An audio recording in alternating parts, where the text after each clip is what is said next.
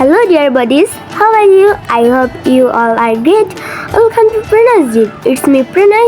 This is my first vlog video. Please stay with me and enjoy my video and pardon my mistake. আমার প্রথম blog আমি শুরু করছি রাঙামাটি ট্যুরের blog দিয়ে। সেদিন আমরা বেরিয়ে পড়েছিলাম আরণ্যের উদ্দেশ্যে। আমার সুপ্রকাশ দাদা আমাদের চিনিয়ে দিচ্ছিল আড়াইয়ের বাংলা।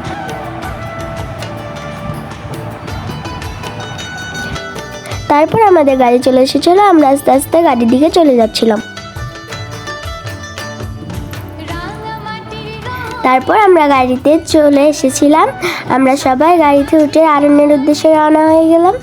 তারপর আমার দিদি ব্লগে হাই দিচ্ছিল, এখানে আমার সুপ্রকাশ দাদা পরিচয় দিচ্ছিল। এরপর আমরা আমাদের রাস্তার সৌন্দর্য উপভোগ করতে করতে চলে যাচ্ছিলাম আমাদের গন্তব্যে।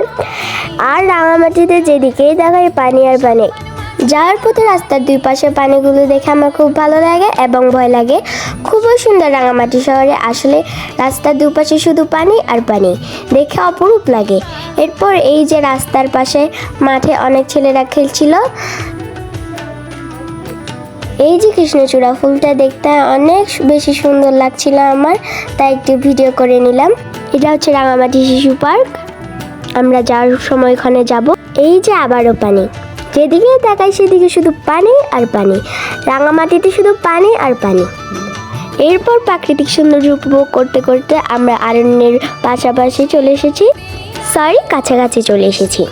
এই যে জাতির পিতা বঙ্গবন্ধু শেখ মুজিবুর রহমানের একটি মূর্তি, এটা দেখে আমার খুব ভালো লেগেছে। আমরা চলে এসেছিলাম ঠিকই, কিন্তু আমাদের দুর্ভাগ্য আমরা আরণ্যে ঢুকতে পারিনি, কারণ পরের দিন ছিল ঈদ, তাই দ্রুত বন্ধ হয়েছিল। That was our bad luck. এখান থেকে আমরা ব্যাক করে চলে গিয়েছিলাম রাজবন বিহারে, যেখানে গিয়ে আমার আরণ্যে ঢুকতে না পারার দুঃখ একদমই চলে গিয়েছিল। এখানে একটি নতুন মন্দিরের কাজ চলছিল, খুবই সুন্দর। আমরা জানতে পারি যে এখানে ছাদ ঢালাইয়ের কোনো বাহিরে শ্রমিক দিয়ে কাজ করা হয়নি, সব বৌদ্ধ ধর্মাবলম্বী পুরুষ ও মহিলারা মিলে কাজটি করেছিল, যা শুনে আমার অনেক ভালো লেগেছিল। তারপর আমরা পৌঁছে গিয়েছিলাম মূল মন্দিরে। এটা হলো মূল মন্দিরের গেট।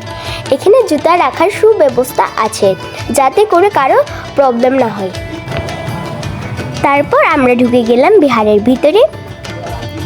বিহারটি দেখতে খুবই সুন্দর ছিল, ওখানে গিয়ে আমার মনটা খুব শান্তি হয়ে গেল। এরপর আমরা চলে গেলাম বনবান্তের দর্শন নিতে। আমার দিদি সেখানে গিয়ে ভুলবশত একটু ক্লিপ নিয়ে নিয়েছিল, পরে যে নোটিশ দেখেছে এখানে ভিডিও করা যাবে না, পরে দিয়ে সে আর ভিডিও করেনি। এরপর আমরা আশেপাশের মন্দিরগুলো দর্শনের জন্য বেরিয়ে গেলাম। এই যে আমি গাছ নিয়ে একটু খেলা করছিলাম, তো এটা আপনাদের সঙ্গে শেয়ার করে দিলাম। এরপর আমি আর আমার দাদা ভগবান বুদ্ধকে দর্শন করলাম। মন্দিরটি খুবই সুন্দর ছিল, যা আমার মন কেড়ে নিয়েছে। তারপর সেখান থেকে নামতে গিয়ে দেখি বুদ্ধের জীবনী, তারপর আমি একটু করে পড়েছিলাম। এই যে আরেকটি মন্দির, সেখানে শুধু মন্দির আর মন্দির, যা খুবই সুন্দর। এরপর আমরা সেখান থেকে বেরিয়ে পাশের মন্দির লাভিশ্রেষ্ঠ অহরচ্ছু বলে মন্দিরে ঢুকে পড়ি।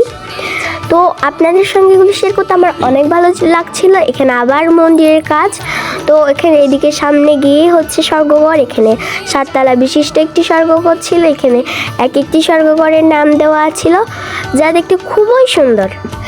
পাশে একটি বিশাল বড় গাছ ছিল, যা দেখে আমি তো পুরোই অবাক। তারপর আমরা চলে আসি রাঙামাটি শিশু পার্কে। এই যে সেই আমি খেলা শুরু করে দিয়েছি আমার দাদার সঙ্গে। আমার কাকা আমাদের ছবি তুলছিল। আমি এখানে সব রাইড চড়েছি, নৌকা চড়েছি, এটা ক্লিপ নেওয়া হয়নি। আমার অনেক ভালো লাগছিল এখানে এসে, আমি পুরো ছোটোবেলায় ফিরে গিয়েছিলাম। এখানে আমি হাসতে হাসতে নামছি, আমার মা আমাকে দেখছিল। তো আমরা রাতে বাড়ি ফিরে পিকনিক করি, যা অনেক মজা হচ্ছিল ওখানে। এবার রাঙামাটি ট্যুরটা আমার অনেক ভালো লেগেছিল, তাই আপনাদের সঙ্গে শেয়ার করলাম। If you like my video, please do follow or subscribe and like, comment, share please, and keep me in your prayer and support me.